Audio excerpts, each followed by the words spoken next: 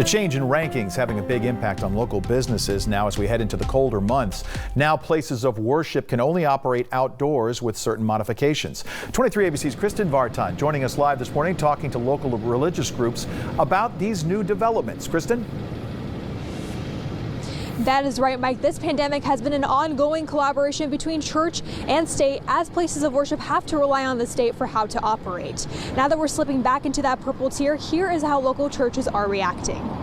Just taking it day by day and going slow in the process. The COVID-19 pandemic has brought the world to its knees, including believers.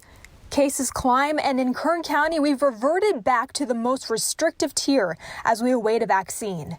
But local religious officials are urging residents not to lose faith. And that's an important part of our life right now, is to have a spirit of hope and faith that things will improve, that there will be an opportunity for us to once again resume things in a more normal fashion. And things were just starting to go back to normal in the red tier, as Carter says that local Latter-day Saint congregations were switching between smaller in-person groups and virtual broadcasts. But given the purple tier requirements, they have to go completely virtual once more. The thing that's lost is just the ability to be together, to be able to feel faith, a camaraderie of faith together. As you know, when Christ came, as crowds came together and he taught people, even though maybe we don't get the chance to do that as a group, that we can still do that individually with our own individual faith. Meanwhile, at River Lakes Church, only small groups had moved indoors in the red tier, and that actual church meetings were still held outdoors.